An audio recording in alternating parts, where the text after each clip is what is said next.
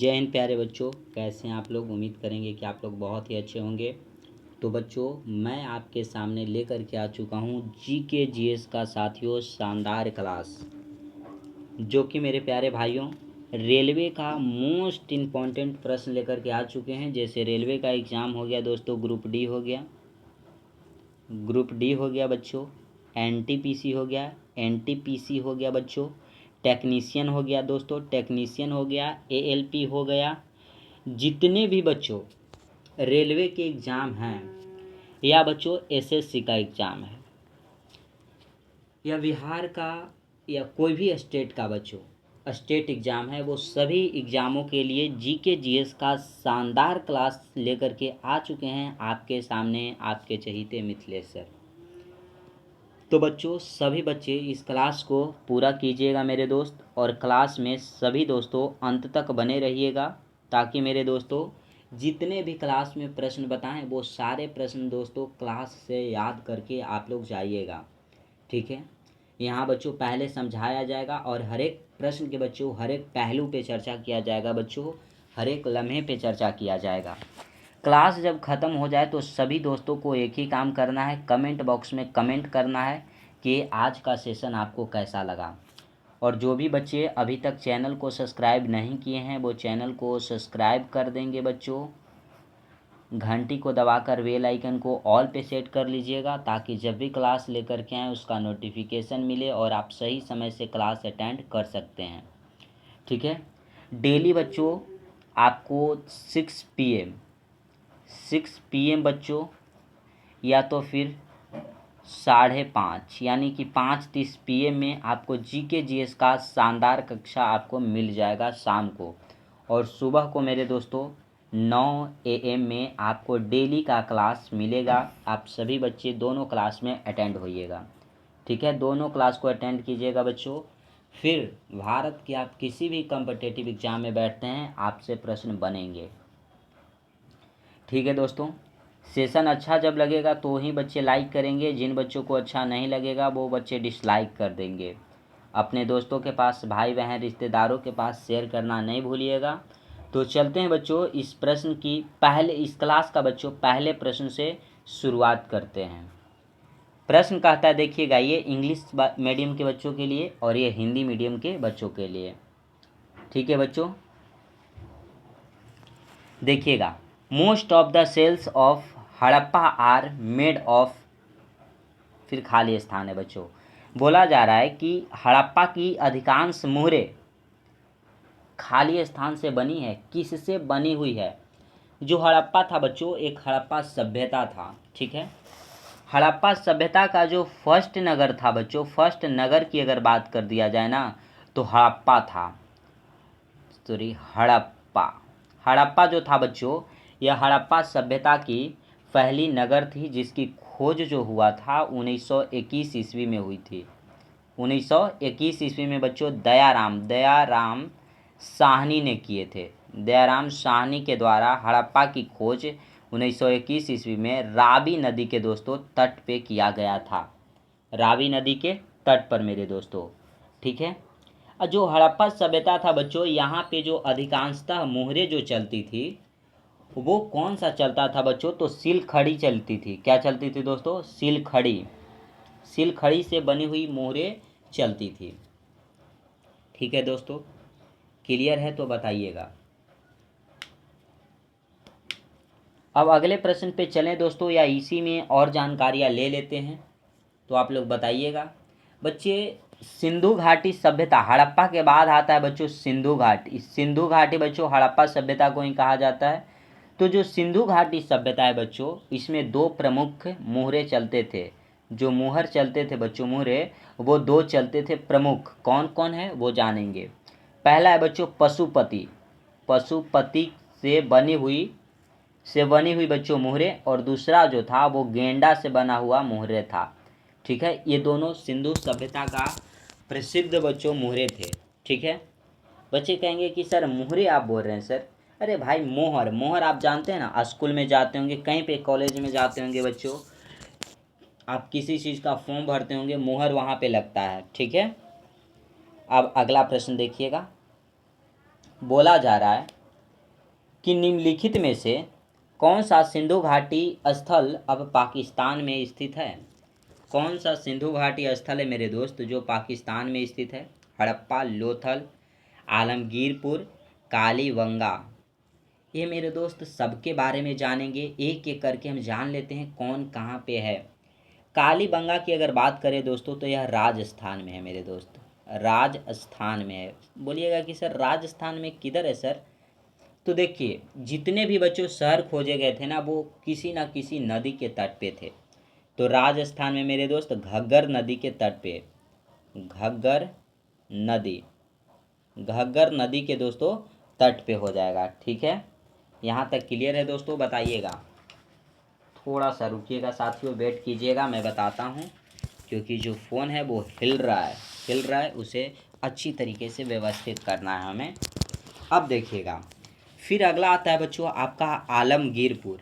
आलमगीरपुर बोलिएगा कि सर ये कहाँ में है? तो ये साथियों उत्तर प्रदेश में है, वो यूपी में है दोस्तों, यूपी में। ये किस नदी के किनारे है? तो मेरे दोस्त हिंडन नदी के तट पर है, यह हिंडन नदी के तट पर है। लोथल की अगर बात करें दोस्तों तो यह गुजरात में है, गुजरात में है, गुजरात में है दोस्तों। किस नदी के तट पे है? तो भोगवा नदी के तट पे, भोगवा नदी के तट पे है। सर हड़प्पा कहाँ है सर? तो हड़प्पा जो है दोस्तों वह पाकिस्तान में है, पाकिस्तान में है। किस नदी के तट पे है मेरे दोस्त? तो रावी नदी के तट पे हो जाएगा। अब बच्चे से क्वेश्चन क्या किया गया था, क्वेश्चन के बारे में जानेंगे ना अब, कि निम्नलिखित में से कौन सा सिंधु घाटी स्थल का अब पाकिस्तान में स्थित है? सिंधु घाटी स्थल बच्चों पाकिस्तान में कौन है? तो हड़प्पा हो जाएगा, हड़प्पा आपके पाकिस्तान में स्थित है। ऑप्शन ए राइट हो जाएगा। रावी नदी के तट पे हड़प्पा की खोज 1921 ईस्वी में किया गया था दयाराम साहनी के द्वारा। ये पहले प्रश्न में हमने आपको बताया है दोस्तों। तो यहाँ तक तो बच्चों को परेशानी नहीं होना चाहिए। अगले प्रश्न की ओर चलेंगे दोस्तों, अगला ध्यान दीजिएगा। ठीक है साथियों, अगला प्रश्न देखिएगा। प्रश्न कहता है दोस्तों, या इसी में कुछ जानकारियां लें, छोड़िए अब अगले प्रश्न पे जानकारियां लेते हैं। देखिएगा, प्रश्न बोला जा रहा है कि तैमूर का दिल्ली पर आक्रमण किस वर्ष हुआ था? तैमूर का बच्चों दिल्ली पर जो आक्रमण हुआ था वो किस वर्ष हुआ था? तो हुआ था बच्चों 1398 ईस्वी में हुआ था। कौन सा ऑप्शन है बच्चों? ऑप्शन ए आपका राइट आंसर हो जाएगा। सभी बच्चे लॉक कर लीजिएगा। बच्चों क्वेश्चन यहाँ से भी पूछा जा सकता है आपसे कि तैमूर का जब दिल्ली पे आक्रमण हो रहा था उस समय दिल्ली पर किसका शासन था? तो बच्चों नसीरुद्दीन का शासन था, नसीरुद्दीन महमूद शाह जो था बच्चों वह दिल्ली के गद्दी पे बैठा हुआ था, और इसी के शासनकाल में तैमूर ने दिल्ली पे आक्रमण किया था 1938 ईस्वी में। दोस्तों ऑप्शन ए को लॉक कर लीजिएगा। सेशन अच्छा लग रहा हो तो सभी बच्चे अपने दोस्तों के पास, भाई बहन रिश्तेदारों के पास साथियों शेयर कर दीजिएगा। ठीक है, नेक्स्ट प्रश्न, निम्नलिखित में से किस युद्ध में गौर के मुहम्मद ने 1194 ईस्वी में गढ़वाल वंश के जयचंद्र को हराया था? देखिए गौर मतलब जानिएगा बच्चों मोहम्मद गौरी। क्या दोस्तों? गौरी, मोहम्मद गौरी। ठीक है, इसने बच्चों बताइएगा 1194 ईस्वी में गढ़वाल वंश के जयचंद्र को हराया था कौन से युद्ध में? युद्ध की बात बोला जा रहा है कि कौन सा युद्ध हुआ था? तो 1194 में हुआ था बच्चों चंदेवार का युद्ध, चंदावर का युद्ध हुआ था बच्चों। ऑप्शन नंबर बी को लॉक कीजिएगा। चंदावर का युद्ध में बच्चों मोहम्मद गौरी और जयचंद्र के बीच युद्ध हुआ था जिसमें जयचंद्र की हार हुई थी। अब बच्चे कहेंगे कि सर ऑप्शन तो इतना है सर, आप तो बताइए, एक भी तो आप बताइए सर। तो देखिएगा दोस्तों मैं बताऊंगा यहीं से। अनहिलवाड़ा का युद्ध जो हुआ था बच्चों, बोलिएगा कि सर कब हुआ? तो 1178 ईस्वी में हुआ था अहिलवाड़ा का युद्ध। ये किसके किसके बीच युद्ध हुआ बच्चों? तो मूलराज दोस्तों, मूलराज मूलराज सेकेंड एंड बच्चों एंड मोहम्मद गौरी के बीच युद्ध हुआ था। मोहम्मद गौरी के बीच क्या हुआ था? युद्ध हुआ था। लेकिन इसमें हार किसकी हुई, यानी कि विनर कौन बना और लूजर कौन बना? तो बच्चों हार हो गई थी मोहम्मद गौरी की, हार गया था बच्चों। मोहम्मद गौरी जो था वो मूलराज द्वितीय के द्वारा हराया गया था अनहिलवाड़ा का युद्ध में दोस्तों, जो 1178 ईस्वी में हुआ था। यहाँ तक क्लियर हो गया हो बच्चों का। फिर आता है बच्चों त्राइन का प्रथम युद्ध। देखिएगा, त्राइन का फर्स्ट वाल्टर ऑफ त्राइन का जो प्रथम युद्ध हुआ था बच्चों, ये हुआ था 1191 ईस्वी में। बोलिएगा कि सर ये तो युद्ध हुआ, किसके किसके बीच युद्ध हुआ था साथियों? तो मोहम्मद गौरी जो था वो गौरी के बीच युद्ध हुआ था एंड पृथ्वीराज के बीच युद्ध हुआ था। पृथ्वीराज चौहान। तो पृथ्वीराज चौहान की बच्चों जीत हो गई थी और यहाँ पे फिर से मोहम्मद गौरी जो था वो हार गया था। क्या हो गया था बच्चों? हार गया था, क्योंकि 1178 ईस्वी में बच्चों अहिलवाड़ा का युद्ध लड़ा था मोहम्मद गौरी मूलराज द्वितीय के साथ, तो वहाँ पे भी हारा था और फिर वापस यहाँ पे भी हार गया। फिर एक ऑप्शन है बच्चों त्राइन का द्वितीय युद्ध। त्राइन का द्वितीय युद्ध में बच्चों किसकी जीत हुई, किसकी हार हुई, किनके किनके बीच युद्ध हुआ? ते बच्चों 1191 में प्रथम, और गौरी जब हारा ना तो गुस्सा में आया दोस्तों और कहा कि नहीं यार, त्राइन का द्वितीय युद्ध भी हम कर लेंगे, और 1192 में त्राइन का द्वितीय युद्ध कर लिया और इसमें गौरी की बच्चों जीत हो गई। गौरी की क्या हो गई बच्चों? गौरी जीत गया और पृथ्वीराज चौहान बच्चों इसकी हार हो गई। अब यहाँ पे देखिए ये बच्चों बदला हुआ, बदला की आग में जलते हुए बच्चों गौरी ने त्राइन का द्वितीय युद्ध करने की फैसला ली कि नहीं, हम पृथ्वीराज चौहान को हराएंगे। हमारे लिए मुश्किल नहीं है, नामुमकिन नहीं है, ये मुमकिन है कि मैं हराऊंगा। 2 युद्ध हारने से क्या हो गया दोस्तों, तीसरे युद्ध तो जीत पाई ना। तो मेरे दोस्त लगातार आप मेहनत करते रहिए, 1 बार गिरेंगे 2 बार गिरेंगे, अरे यार तीसरा में तो विजय कोई हासिल करने से रोक ही नहीं सकता। जैसे मोहम्मद गौरी से सीखिए आप कुछ। पहला युद्ध लड़ा अनहिलवाड़ा का युद्ध जिसमें हार हो गई, फिर त्राइन का प्रथम युद्ध वहाँ पे भी हारा, लेकिन द्वितीय युद्ध में बहुत खतरनाक जीत हासिल कर लिया, सभी का बदला ले लिया दोस्तों। अगला प्रश्न आता है कि 1857 की क्रांति मई में भारत की किस छावनी से आरंभ हुई थी? देखिए 1857 की जो क्रांति हुई थी बच्चों, इसकी स्टार्टिंग हुई थी 10 मई को मेरठ से। मेरठ जानते हैं मेरे दोस्त कहाँ पे है? यूपी में है। यूपी का एक शहर पड़ता है मेरठ, वहीं से बच्चों युद्ध की स्टार्ट हुई थी। मेरठ क्रांति ये स्टार्ट हुई थी। ऑप्शन डी आपका राइट आंसर होगा। बच्चे बोलेंगे कि सर मेरठ से जो युद्ध स्टार्ट हुआ तो स्टार्ट किसने करवाई थी, इसकी नींव किसने रखी थी सर? तो देखिए नींव रखने वाले व्यक्ति थे बच्चों 1857 की क्रांति के जो नींव रखे थे वो रखे थे मंगल पांडे जो थे बच्चों इस क्रांति के नींव रखे थे। ठीक है, कहे कि नहीं यार मैं नींव रखूंगा, मैं मंगल पांडे ये शपथ लेता हूँ कि मैं इस क्रांति को करवाऊंगा, इस क्रांति की नींव रखूंगा। बच्चों 10 मई को तो ये स्टार्ट हुआ था, लेकिन इससे पहले ये किस कारण से स्टार्ट हुआ था? तो इसके स्टार्ट होने के पीछे एक ही कारण था बच्चों कि मंगल पांडे जो थे बच्चों, इन्होंने जनरल बाग की हत्या कर दी थी 29 मार्च को। 1857 ईस्वी में जनरल बाग की बच्चों क्या कर दिए थे? हत्या कर दिए थे। कौन?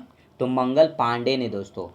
और इसी के वजह से मंगल पांडे को फांसी की सजा दी गई थी 8 अप्रैल को। 8 अप्रैल यानी कि जब क्रांति स्टार्ट हो गई, नींव रखी थी मंगल पांडे ने, उसके बाद इनको 1857 में ही बच्चों फांसी की सजा पड़ गई थी, फांसी दे दी गई थी।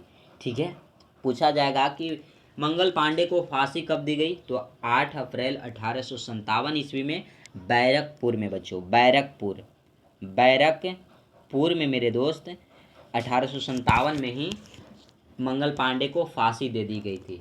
ये प्रथम सिपाही थे बच्चों जिनको फांसी दी गई थी। मंगल पांडे जो थे वो प्रथम सिपाही थे जिनको क्या दी गई थी, फांसी दी गई थी। तो यहाँ तक क्लियर हो गया होगा दोस्तों। यहाँ तक 1857 की क्रांति के बारे में आपने जाना होगा। आंसर हमने क्या बताएं दोस्तों, आंसर नहीं बताए हैं ना। देखिए जो हाँ आंसर तो बताएं दोस्तों कि मेरठ से स्टार्ट हुई थी। अब ये देखिए लखनऊ से बच्चों 1857 की जो क्रांति हुई थी, 1857 की क्रांति, इसमें मेरे दोस्त लखनऊ से नेतृत्व किसने किया, झांसी से किसने नेतृत्व किया और कानपुर से किसने नेतृत्व किया, इसके बारे में जानेंगे। तो एक थे नाना साहब, नाना साहब जो थे बच्चों वह कानपुर से नेतृत्व किए।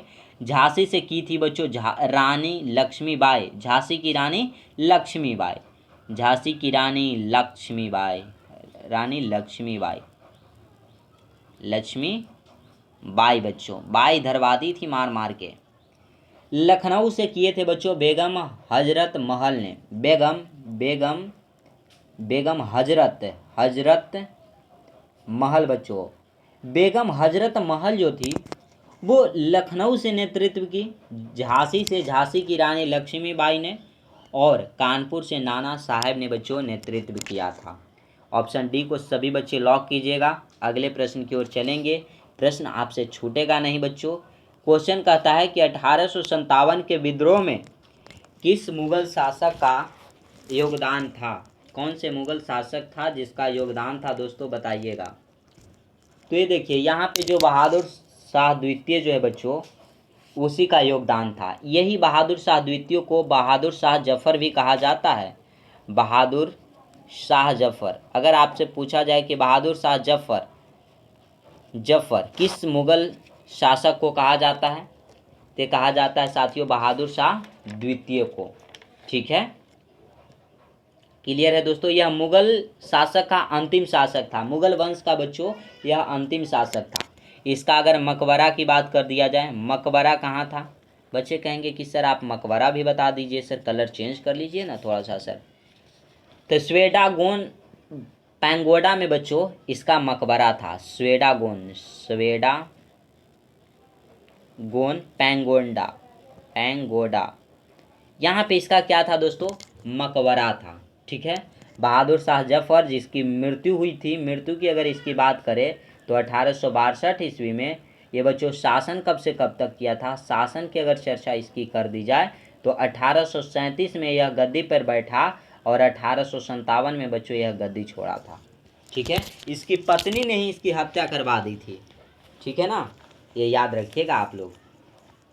ऑप्शन डी को सभी दोस्तों लॉक कर लीजिएगा साथियों। अगला प्रश्न देखिएगा क्या कहता है। प्रश्न है मेरे भाई अगला कि भारतीय संविधान के निर्माण के दौरान संविधान सभा ने कुल 11 सत्र आयोजित किए जिनकी बैठक कितने दिनों तक चली, कितने दिनों तक इसकी बैठक चली बच्चों। जो कुल बैठक होते हैं ना, टोटल अगर बैठक की बात किया जाए कि टोटल बैठक कितने होते हैं दोस्त, टोटल यहाँ पे कुल कर देते हैं ना, कुल बैठक कितने होते हैं, तो 105 बैठक होते हैं। और वह बैठक दोस्तों कितने दिनों तक चलती है, तो 165 दिनों तक चलती है। ऑप्शन बी को सभी बच्चे लॉक कीजिएगा, 165 डेज तक वो बैठक चलती है। क्लियर है दोस्तों, क्लियर है तो बताइएगा।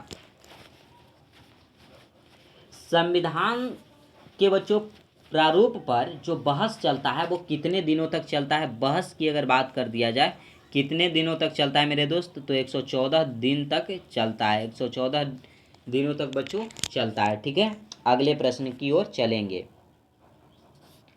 प्रश्न क्या कहता है आप देखिएगा। भारतीय संविधान को लागू हुआ, देखिए भारतीय संविधान को बच्चों कब लागू हुआ और इसे गणतंत्र दिवस के रूप में मनाया जाता है, कब से दोस्तों बताइएगा कि भारत का जो संविधान है वो लागू कब हुआ था, ये आपसे प्रश्न पूछा गया है दोस्तों। तो 26 जनवरी 1950 को भारतीय संविधान जो है वो लागू हुआ था। लेकिन बना कब था, बनकर तैयार कब हुआ था, बनकर दोस्तों तैयार की बात किया जाए कि हमारा जो संविधान है वो बनकर तैयार कब हो गया था दोस्तों, बताइएगा मेरे दोस्त। तो जो बनकर तैयार हुआ था बच्चों, यह 26 नवंबर को दोस्तों 1949 ईस्वी में हमारा संविधान जो था वो बनकर तैयार हो गया था। संविधान जो है बच्चों, भारत का संविधान कहाँ से लिया गया है? तो अमेरिका के संविधान से लिया गया है। जो बच्चों प्रस्तावना को अमेरिका के संविधान से लिया गया है साथियों, ठीक है। संविधान का जनक कौन हो जाएंगे? तो डॉक्टर भीमराव अंबेडकर हो जाएंगे, ठीक है। अगला प्रश्न देखिएगा, ऑप्शन ए को लॉक कीजिएगा सभी बच्चे। अगला प्रश्न क्या है देखिएगा।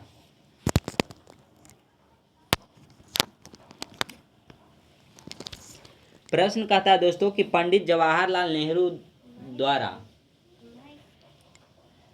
उद्देश्य संकल्प प्रस्ताव कब पेश किया गया था? जो उद्देश्य प्रस्ताव है बच्चों, इसको पेश किए थे पंडित जवाहरलाल नेहरू, जो कि संविधान सभा के संविधान जो है संविधान सभा के दोस्तों फर्स्ट जब बैठक हुआ था ना दोस्तों, संविधान सभा की जब पहली बैठक हुई थी, उस समय पंडित जवाहरलाल नेहरू ने एक उद्देश्य प्रस्ताव किया था। उद्देश्य प्रस्ताव को पेश किया था। बोला गया है आपसे कि वो कब किए थे? तो 13 दिसंबर 1946 ईस्वी को बच्चों पेश किया गया था। लेकिन इसको स्वीकार कब किया गया? तो स्वीकार की अगर बात किया जाए कि सर स्वीकार कब किया गया था, तो उद्देश्य प्रस्ताव को साथियों 22 जनवरी 1947 ईस्वी को संविधान सभा के द्वारा क्या किया गया था? स्वीकार कर लिया गया था। और यही उद्देश्य प्रस्ताव आगे चल करके प्रस्तावना बना बच्चों। उद्देश्य प्रस्ताव आगे चल करके क्या बना? प्रस्तावना बन गया। प्रस्तावना बन गया बच्चों, प्रस्तावना। क्लियर है मेरे दोस्त? प्रस्तावना बना।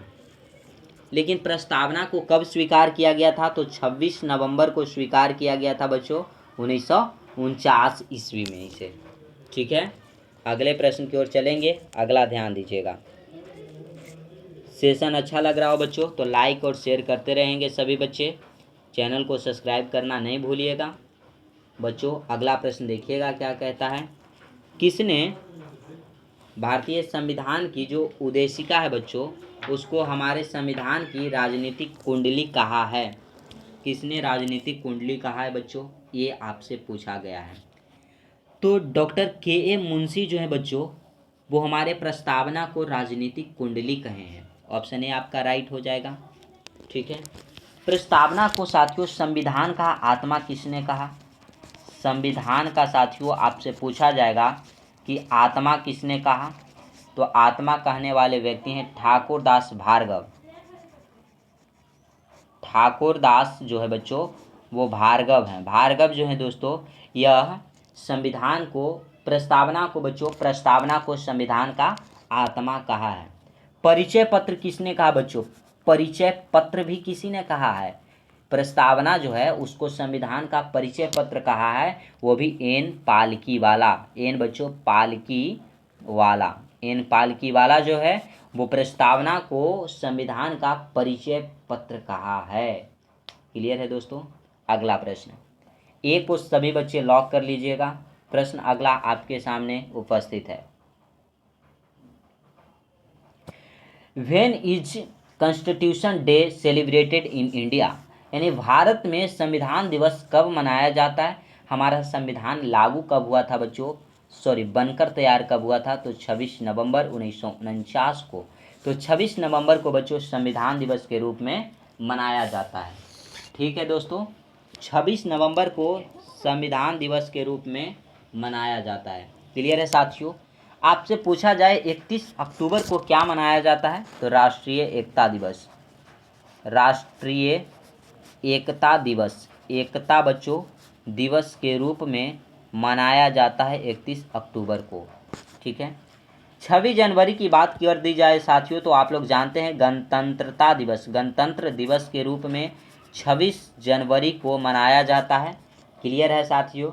12 जनवरी की बात किया जाए तो राष्ट्रीय युवा दिवस के रूप में मनाया जाता है। क्लियर हो जाएगा यहाँ तक बच्चों को? अगर बच्चों को यहाँ तक कोई परेशानी है तो बताइएगा, ऑप्शन बी को लॉक कर लीजिएगा। नेक्स्ट प्रश्न आता है आपके सामने मेरे भाई, मेरे दोस्त, हमारे हीरो, कि भारत के राष्ट्रीय ध्वज का डिजाइन डिजाइनर कौन था? बोला जा रहा है बच्चों, बताइएगा। भारत के जो राष्ट्रीय ध्वज है तिरंगा बच्चों, उसका डिजाइन तैयार किसने किया? Who was the designer of the national flag of India? तो बच्चों पिगली वैकिया जो थे, इन्होंने हमारे देश के जो तिरंगा है बच्चों, झंडा है, उसको डिजाइन तैयार किए थे बच्चों। और डिजाइन तैयार करके 1921 ईस्वी में पिगली वैकिया ने महात्मा गांधी को बच्चों सौंप दिया। डिजाइन, मूल डिजाइन जो है उनको दे दिया बच्चों, जो ग्रीन कलर का था और प्लस में वो रेड कलर का था दोस्तों, ठीक है। और ये तिरंगा को बच्चों, जो राष्ट्रीय ध्वज है, इसको हमारे संविधान सभा ने 22 जुलाई का बच्चों 22 जुलाई 1947 ईस्वी को स्वीकार कर लिया था संविधान सभा ने। क्लियर हो जाएगा? क्लियर हो जाएगा दोस्तों। अब ये देखिएगा, प्रेम बिहारी नारायण रायजादा जिसने संविधान को लिखा। बोलिएगा कि सर संविधान को तो डॉक्टर भीमराव अंबेडकर ने लिखे सर। तो जो संविधान था ना बच्चों, संविधान को हाथों से लिखने का काम, जो सजावट किए हैं, सजा के लिखने का काम जो किए हैं बच्चों, हाथों से लिखने का काम जो किए थे, वो किए थे प्रेम बिहारी नारायण रायजादा, जो कि इंग्लिश में लिखे थे। बोलिएगा कि सर इंग्लिश में इसने लिखा तो हिंदी में भी लिखा होगा सर। हिंदी में भी लिखा होगा सर। तो हिंदी में किसने लिखा था बताइएगा सर? तो वसंत कृष्ण वैद्य ने लिखा था। वसंत कृष्ण वैद्य, वसंत कृष्ण वैद्य जो है साथियों, उन्होंने हिंदी में लिखा था। क्लियर है? क्लियर है साथियों। अब इसी में देखिएगा VN राव, इनको बच्चों संवैधानिक सलाहकार कहा जाता है। संवैधानिक सलाहकार कौन थे बच्चों?